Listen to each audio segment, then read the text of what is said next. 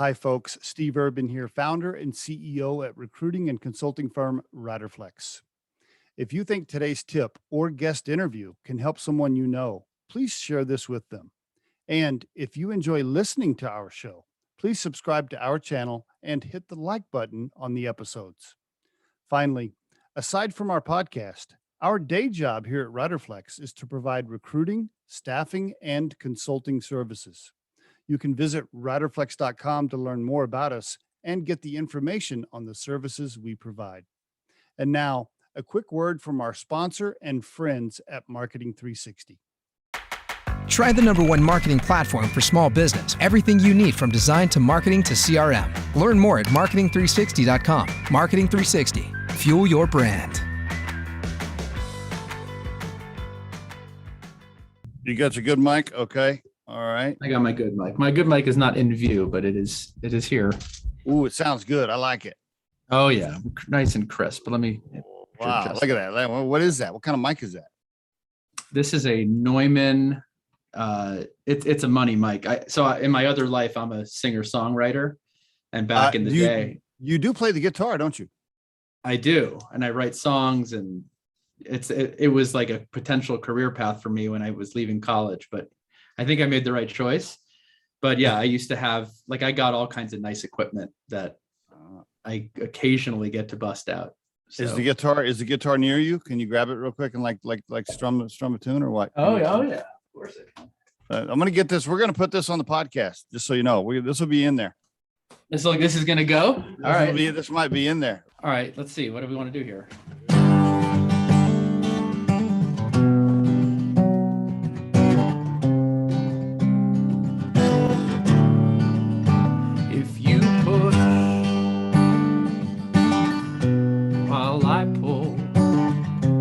Together we can overcome anything.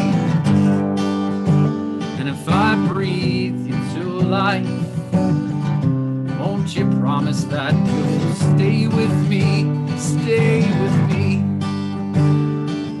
Sometimes I'm gonna rewind, 'cause I don't wanna make all the same mistakes. And if I find tonight, will your eye light up and say to me,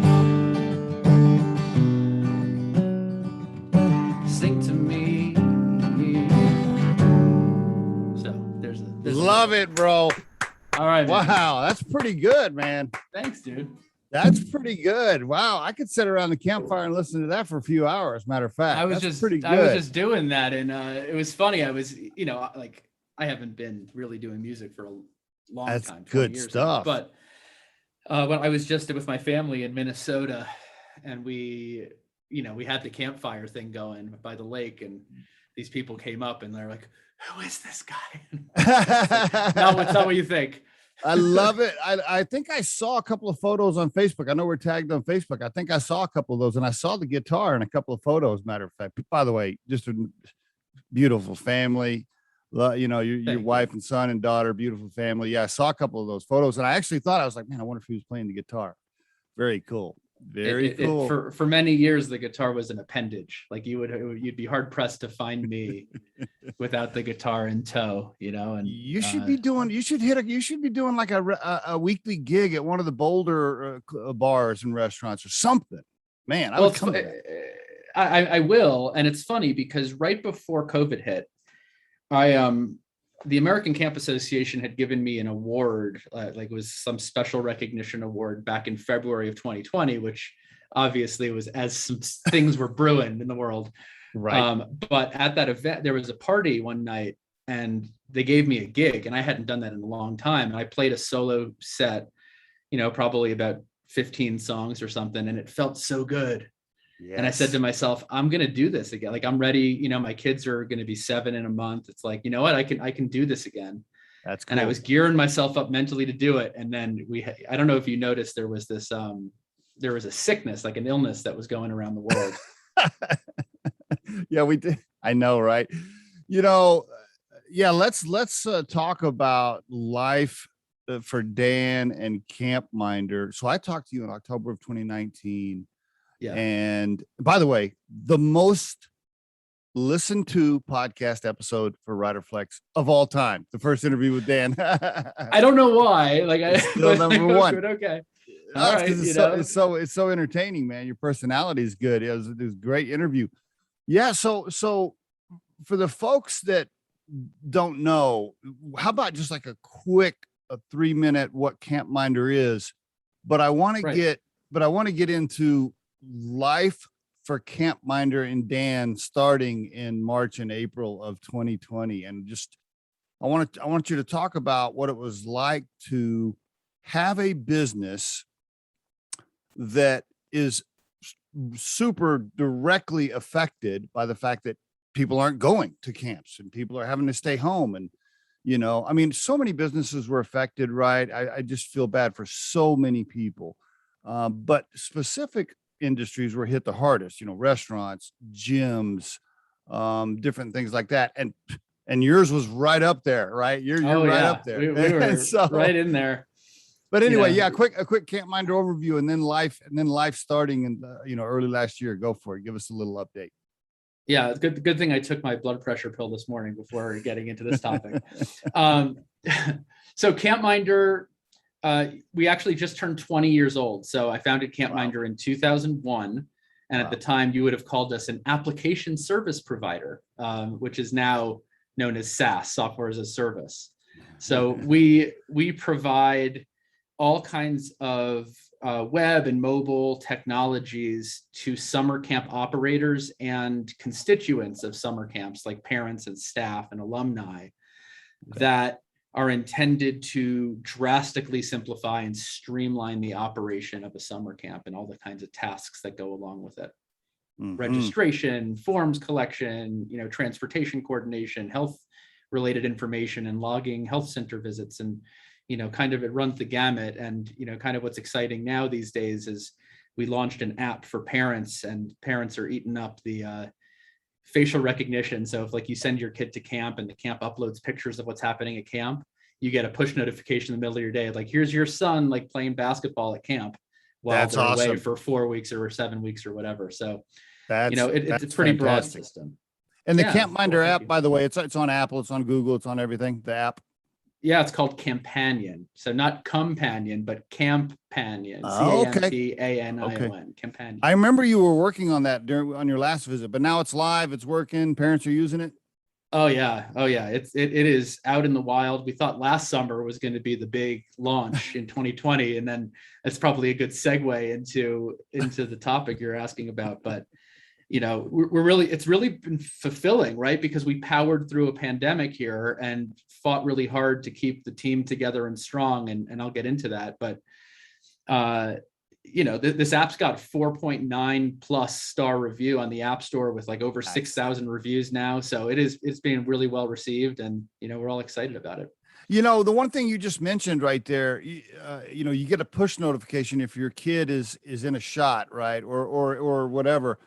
That's exactly what you do as a parent, right? The very first thing you do, you're like, okay, let me scroll through. Okay, yeah, I don't care about that kid. I don't care about that. Like, yeah, when I'm looking through like 40,000 pictures, and it's like, I think that's my kid. No, not my kid. Yeah, And we wanted to try to do it in a way though, like there's an element. Yes, as a parent, you really want to see your kid smiling at camp, yes. But it's also important to get enough of a feel for like the activities and the joy and the whole overall experience of camp, not just like the 1 or 2 pictures of my kids. So I'm proud of the way we were able to make the app give people a feel for not only their kid, which is great and is easily the most popular feature, but also the broader context of what's happening during a camp day. So CampMinder really started out as a technology and software for the camps themselves. How do I manage all this?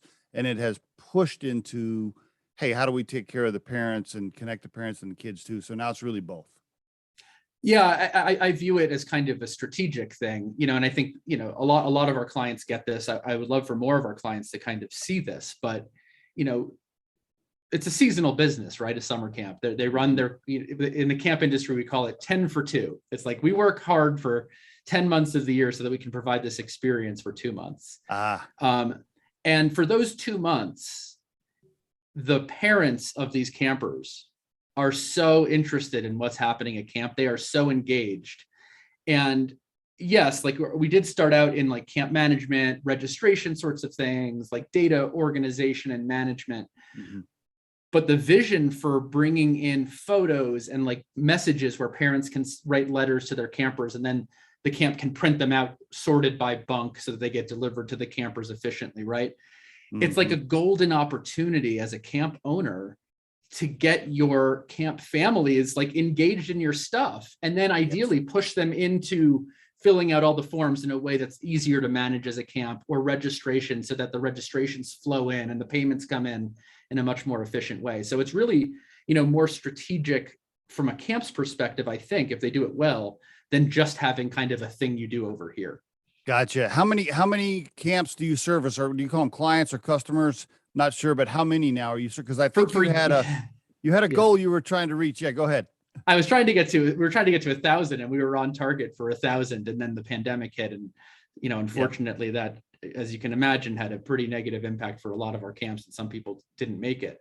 We're pushing around 950 now at this point. Oof. So we'll still get to our 1,000 very soon, but it just delayed us a little bit. And then how many camps are there across the country again? Like how many people could you target? Like if every camp could use the service, how many are there?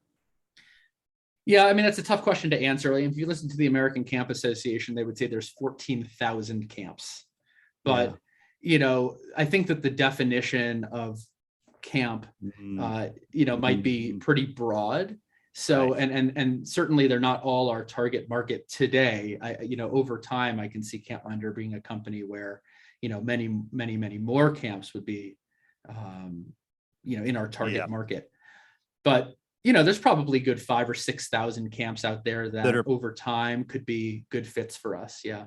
And then the average, I know it's probably a wide range, I'm guessing, but the average number of campers per camp is, what is that? In our base, the last data that it's in my brain was 750.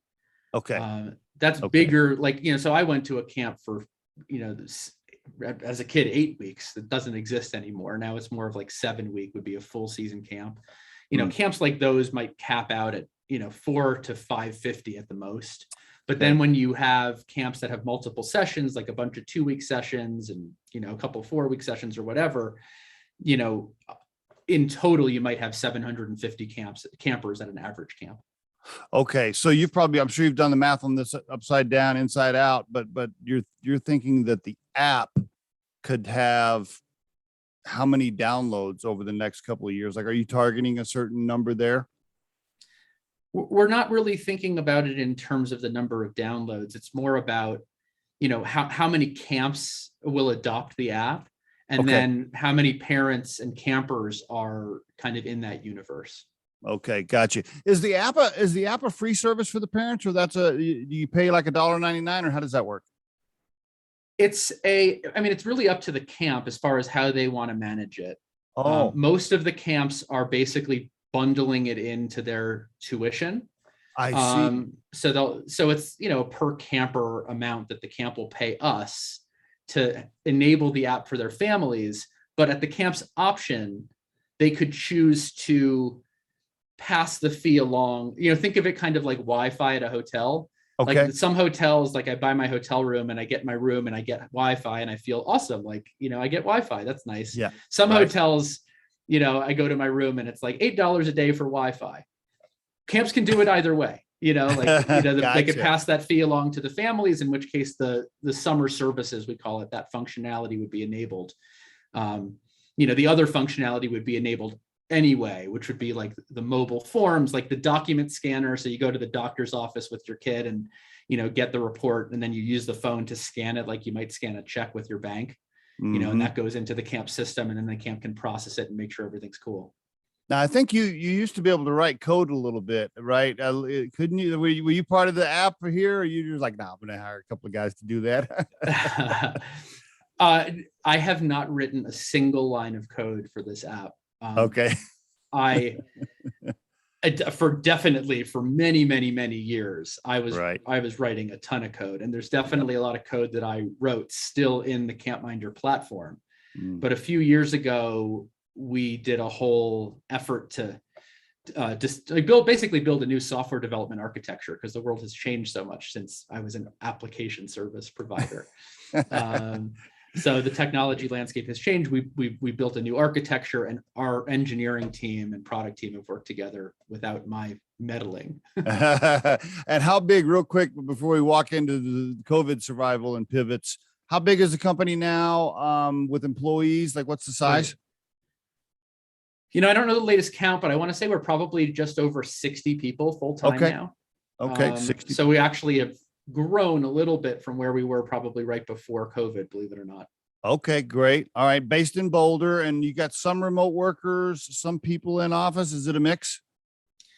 It's a mix. I mean, obviously, in your world, I'd imagine this is a big topic right now. Big, huge. Yeah. We're one of the companies that's moved into the hybrid work model. Okay. All right. You know, you've seen obviously so many companies, you know, some people want to get everybody back in the office. Some people are comfortable with everyone being remote and they've let go of their offices. We're in the middle. Okay. We just extended our lease here for a little bit longer because we figure over the next 2 years, things will shake out, and, you know, we'll get a feel for what this is going to be. You didn't sign it. You didn't sign a 10-year renewal though. Oh no. No. I think we've got another 2 years or so in this space. That's probably a good idea. That's a good tip for the listeners right there. Like, if you're trying to decide, man, should it be 100% remote? Should I re-up? I think a 24-month extension is probably a good idea, because you'll have a better idea of where we're at by then. Probably. Good idea. Good move, Dan. Hey, well, thank you very much. I can't take credit for the thinking of that through, but yeah, I think it's the right thing. And, you know, like, it's tough, right? Like our culture, I mean, we have an award-winning culture at CampMinder. We've been, you know, Outside Magazine Best Places to Work 4 years in a row. Yeah. And so much of that is the vibe. Yep. And we still have done, I mean, you know, kudos to Annalise, who's our VP of Talent and Culture, and Claire on her team to have created, you know, a culture that works both remote and in person, and been very intentional about thinking about what it can look like when we have more remote folks. And, you know, I don't think anything quite replaces the energy you get when you have like a lot of great people working together in person, you know, at the whiteboard, walking around the office, having those, you know, tapping someone on the shoulder, having a quick conversation. But whatever we got to do to adapt, you know, we're ready to do it. How many, so what percentage would you say are working 100% remote right now for you, if you had to guess there? Well, so I don't want to try to do math on the fly, but I think that I don't embarrass myself, but I think we have about 25 people who are working at the office occasionally. So it's not like on an average day, you'd see 25 people here right now. You might see, you know, 10 or 15 people working between our upstairs and downstairs spaces in a given day. So, you know, the balance or not. So the majority clearly, you know, have chosen to stay remote.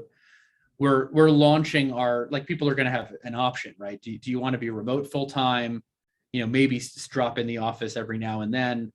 Do you want to be hybrid, in which case you're in the office, I think it's 3 days a week, or are you, you know, in which case, like, you get a spot, like you get a dedicated spot in the office, versus are you basically full-time in the office? Like, most of the time you're in the office. So by the end of this fiscal year, which for us is the end of this month, people will be making those choices and we'll have a better feel. Are those choices tied to any incentives? I'm starting to see now CEOs, this is kind of new, but I'm starting to see where they're throwing out little carrots like, hey, if you do work in the office, you also get this, or you also get that, where they're trying to, for the CEOs that are trying to entice people to come back, they're throwing out little carrots. Are you doing anything there? Or it's just say it's no, you know, I don't think we want to make people feel like they're doing something wrong necessarily by not coming in. I think we may try to make it more normal for certain types of meetings to happen in person, because they're just going to be more productive and more effective. But we're not going to like you know, I don't know, no offense to the people who are doing those things, but it feels a little gimmicky to me. I don't want to be gimmicky with right. it.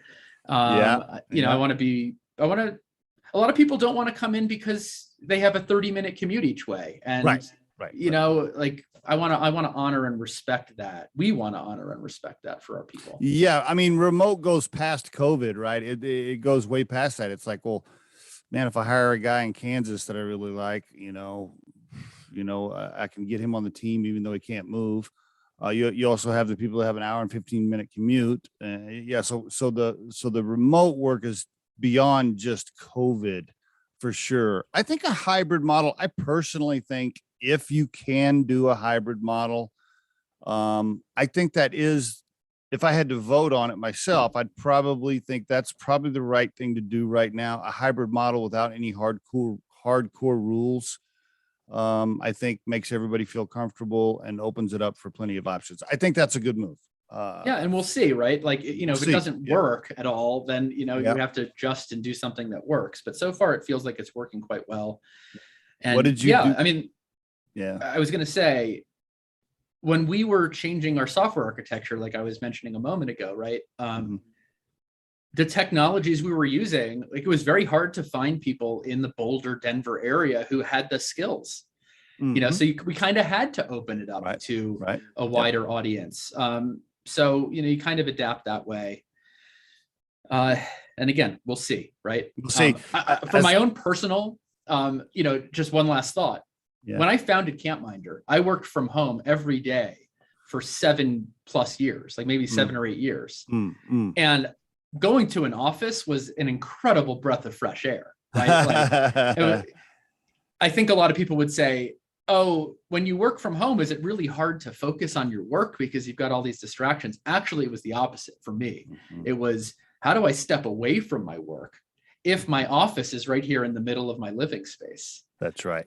So I wonder if that's something that people will experience the more they do the work from home thing. Agreed. You know, as a recruiting firm, of course, we love it when clients call us and say, I want you to do a search. And by the way, it can be remote and you can, you know, anybody in the US, because obviously it's way easier for us to find the talent if we can broaden the search. Right. But I do get it. And we are getting a lot of pushback right now. You know, we're working on a search right now for a company in New York that, you know, the CEO is like, nope, I want them in the office Monday through Thursday. They got to be in the office. And boy, if for that specific area, you know, it's when we talk to candidates, they're like, no, I'm not doing that. And so it's right. It's tough. It's easier for us. It makes it easier for us when they're remote, but I definitely get both. And their employees, by the way, you know, their employees might be out there searching for new jobs because they maybe they're doing it, but they're like, I'm not happy about it and I don't want to do it. That's right. That's right. You know? That's right. We're 100% remote right now, Riderflex, but we were 100% remote before. We never did have an office, and all of our recruiters live in different states, so remote works for us. But I do miss the water cooler stuff from time to time. You know, I do. You know, there are times definitely where, you know, I miss being around them. You know, one of my favorite things about being remote is, this is going to sound, tell me. This is probably too much to share. I'm not going to judge you, Steve. But I was just telling Scott this, my co-founder, the other day. I said, you know what? One of the best things about remote is my own restroom anytime I want it. There's something to be said for it. You know, it's like, this is great. It's like right there. It's always open. It's private. It's, you know, I mean, this guy's like, okay, man, you didn't need to share that with me. And now the whole world knows. Now the whole world knows. Steve enjoys his own restroom. I'm always irritated by people that I can't have a conversation with that are so stuck on whatever the topic is. I mean, you name the topic, right? Whatever it is, politics or whatever. And they just get so mad, right? Like they just get so like, okay, well, they have this attitude like, I can't even have a conversation with you because you believe this, and if you believe that, then you're evil. It's like, well, can we just have like a friendly conversation? I mean, it's an interesting topic, right? And actually very relevant to CampMinder and the way we operate, because we're very, I think we talked about this last time, but we're very core values led. And one of our core values at CampMinder is wonder. And we define wonder as seeking to understand with openness and vulnerability. Love it. So openness is like, I got to be open to what someone else is saying and let it in, even if it like causes me to be triggered, or even if it causes me to feel something negative. And the vulnerability aspect of wonder is, I need to be open to be wrong. Like, and if I'm wrong, it doesn't mean I'm worthless. Like, how many times have I been wrong? I have been wrong so many times, and it's fine. It's We're all fine. wrong. Yeah, it's fine. It's fine. How do you feel about this? Maybe they used to do this all the time, but I think social media has really just made it made people more aware. How do you feel about CEOs voicing things on social media and taking a stand for topics for their company? That's a thing now for a lot of companies, right? Whatever the hot topic is of the month for social media, I see CEOs or founders like taking a side or speaking out on it, whatever the topic might be. I mean, you name the topic, and they want to say, well, boom, here's what I believe. And they kind of bucket their company into a certain thing, or, whatever. Yeah. What are your thoughts on that? Yeah. I mean, it's a great question. We're living, there's so many interesting things happening in our society and culture right now, Right. I'll say, like, I'm not a big social media poster. I consume stuff. Like, I like to be aware of what's going on out there. I tend not to put myself out there in that way. I do, like, on LinkedIn for a while, I was posting thoughts about leadership. We've had people, I've had people call me and say, hey man, you have a podcast. And then they'll go into the whole thing like, hey Steve, you have a following, you have a podcast, so it's your responsibility to speak out on whatever, and I think famous athletes and actors, they get pushed like that. People tell them, hey, you have a responsibility to take a side on something. And I've gotten a couple of those calls. Here's what I say. Now, this could be wrong. Like, a lot of people could say that's the wrong way to look at it. And maybe it is, I don't know. But the way I currently look at it is like this. I say, look, here's the deal. Almost every single thing I see debated on social media, most of the time it's split 50-50. Most of the time, whatever the topic is, about half the people think green, half the people think blue, and then they're mad at each other and screaming at each other about it almost on every topic.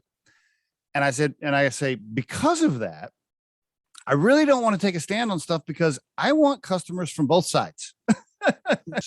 What I want is that a world where I can just have conversations with people and share my thoughts and listen to their thoughts and be open without everybody being mad at each other. Like, that's the world I want. Like, I want to be able to sit at the bar and have a beer and say, listen, man, this is what I think about that.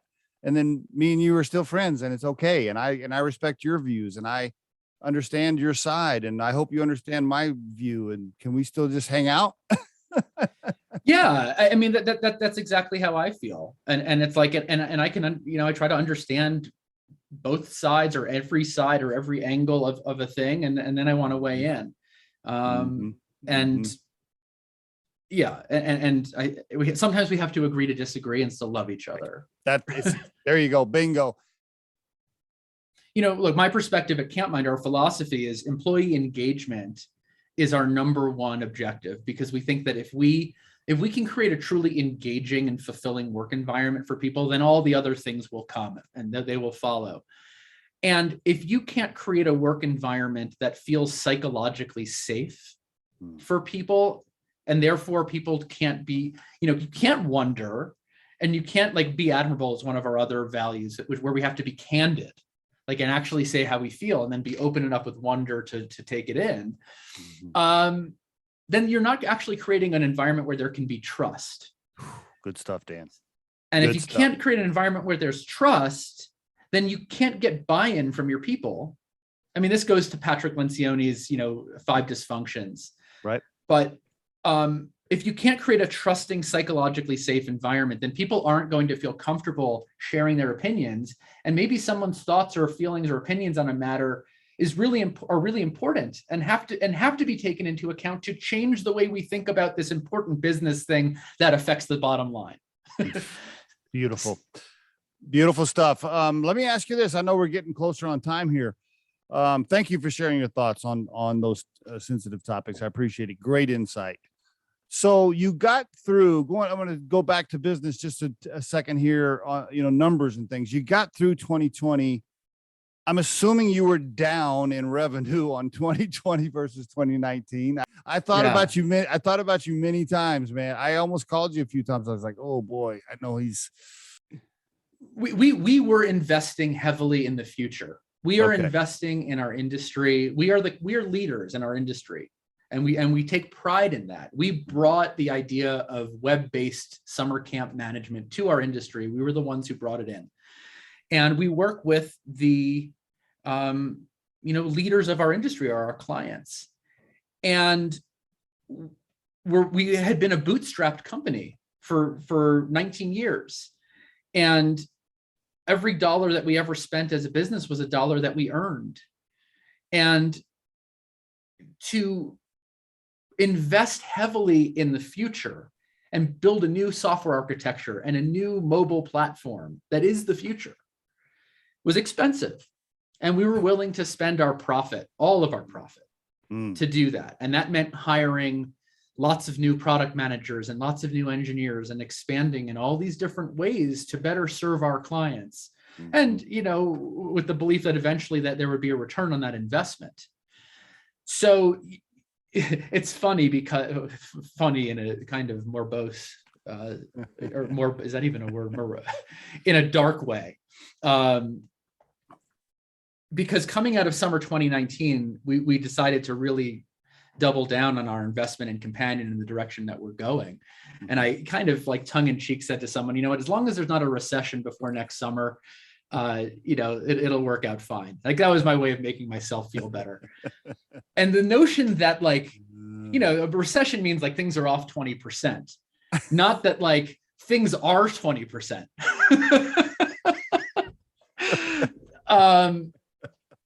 So when you're like kind of betting heavily on the future and you're investing in that and it's all in like full-time staff and you're at kind of break even, and then something happens and your industry shuts down and 30+% of your revenue depends on the summer not happening,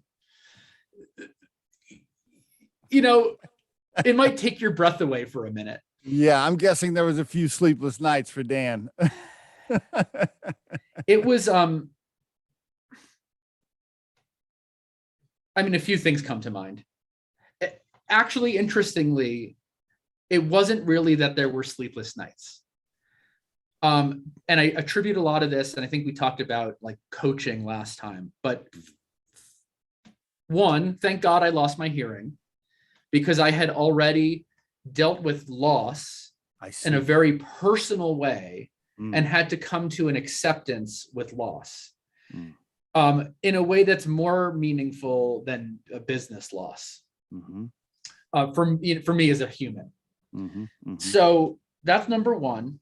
And number two, there's a terminology that I've learned, or an idea called stirring the salt, which is like, if I have a glass of water and I pour a bunch of salt into it, you see a lot of white salt in the water, but then if you stir the salt, eventually the salt dissolves and it's no longer visible. It's no longer something you see.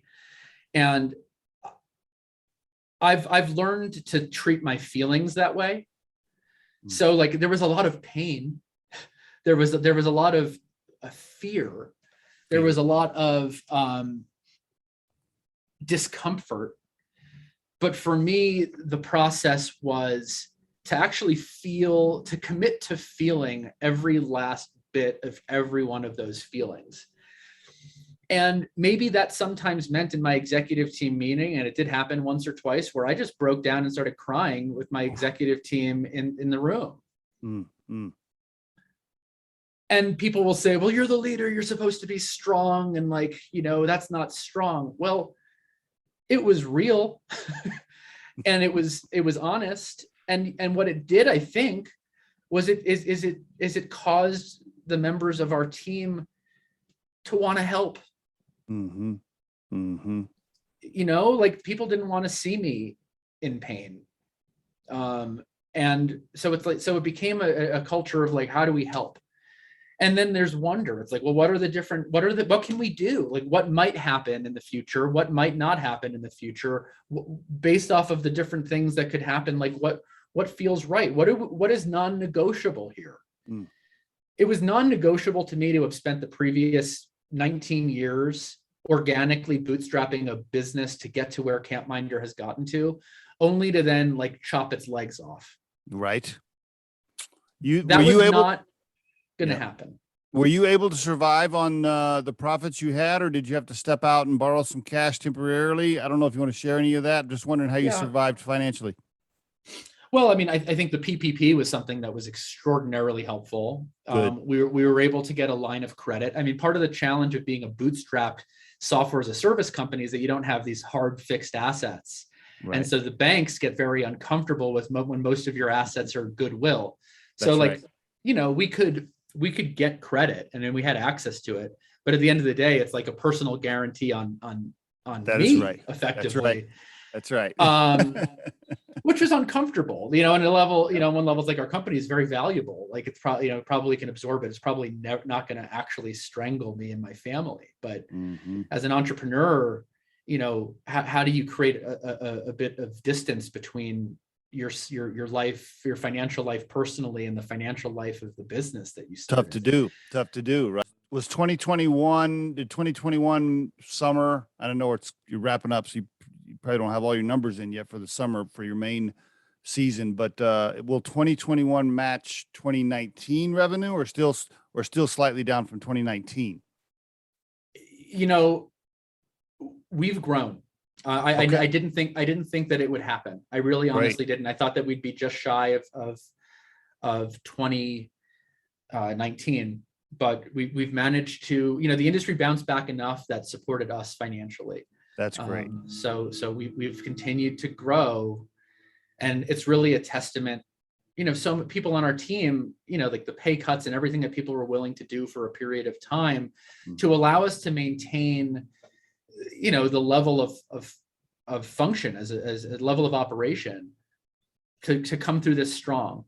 You know, the support demand on our team this April, May, June, July, like nothing, we never experienced anything like it. Our camps have never gone through such a hard time before. But we stuck through it with them. And as a result, you know, the camps that left, we replaced them with new camps and more new camps than the ones that went out of business or whatever happened. And congratulations. Here we are. Congratulations. Yeah. So congratulations. Not only did you survive, but your business is growing and probably finishing up over 2019, which means the future is bright as you continue to grow. The future is very bright for CampMinder. I could not be more, you know, I kind of have to pinch myself. And I think one of the lessons out of this is, you know, no matter how bad things might seem at a moment in time, you really almost can't imagine sometimes what the future might have in store. So we have to be open that like, this is, you know, everything's temporary. Everything's temporary. You're right about that. Dan, congratulations on the business that you have built over the last 20 years now, 20-year anniversary. 20 years. Survived the pandemic, still growing, rolled out the app. By the way, for the listeners, just so we're on the same page, it's campminder.com. Dan Konigsberg can also be found on LinkedIn. Connect with him there. He loves to get a bunch of like salesy messages on LinkedIn, so send him a bunch of those, try to sell him stuff. Yeah, if that could be like your first message. It's like, we do outsource technology services in all these countries. Are you interested? Like, if you could do that, that would be a great way to reach out. Dan, awesome interview, my friend. Thank you for coming back on the Riderflex show. I really appreciate it. Great stuff, my friend. Well, thank you very much. This was a, you know, I've never had a conversation like this in a podcast where like really like meaty issues we talked about. And I appreciate that you asked the questions, and I'm glad that I think you're also, like I am, the kind of person who's open to a wide variety of thoughts and feelings and opinions and just wants to be able to talk about them.